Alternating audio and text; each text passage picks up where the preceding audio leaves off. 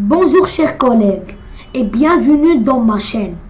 Aujourd'hui, j'ai préparé une nouvelle leçon qui s'intitule l'atmosphère. Allez, on commence. Plan du cours. Premièrement, on va voir la définition de l'atmosphère. Deuxièmement, on va voir les caractéristiques des couches atmosphériques.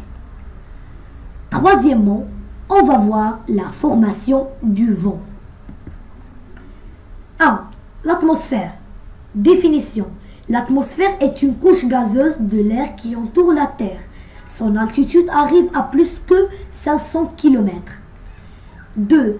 Les caractéristiques des couches atmosphériques. L'atmosphère est constituée de 4 couches principales: troposphère, stratosphère, mésosphère et thermosphère. Troposphère, stratosphère, mésosphère, thermosphère. Troposphère. Son épaisseur est d'environ 15 km. C'est la couche qui est en contact avec la Terre. Sa température diminue avec l'altitude, 17 degrés Celsius à moins 52 degrés Celsius. C'est la couche où se produisent les phénomènes météorologiques, pluie, nuages. Il contient 90% de la masse de l'air atmosphérique. 2. Stratosphère. Son épaisseur est d'environ 50 km. Sa température augmente avec l'altitude, moins 52 degrés Celsius à moins 3 degrés Celsius. Cette couche ne contient pas de nuages.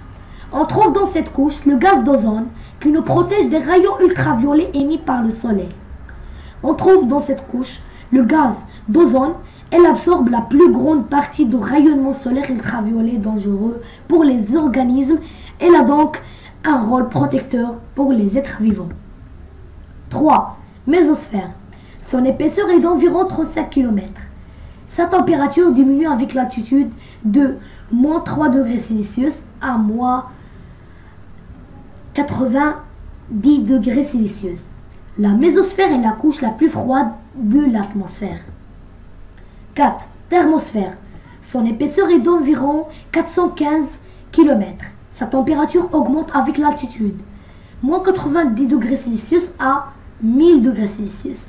Dans cette couche, on trouve des vaisseaux spatiaux et des satellites artificiels en mouvement utilisés pour la télécommunication et la météorologie. Remarque, la pression diminue avec l'altitude. La pression diminue avec l'altitude. 3. La formation du vent. Quand la température augmente dans une zone, alors son air se réchauffe et devient plus léger. Celui-ci se dirige vers le haut. Par conséquent, la pression de cette zone diminue. Quand la température diminue dans une zone, l'air refroidit, puis elle descend. Par conséquent, la pression de cette zone augmente. La différence de pression entre deux zones provoque un mouvement horizontal de l'air d'une zone de haute pression et ce mouvement d'air s'appelle le vent.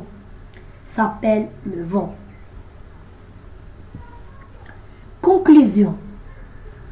Le vent est un déplacement horizontal d'air d'une zone de haute pression vers une zone de basse pression. Le vent est un déplacement horizontal d'air d'une zone de haute pression vers une zone de basse pression. Voici la fin de vidéo. Merci pour votre attention et n'hésitez pas à vous abonner et liker la vidéo. Au revoir au prochain cours.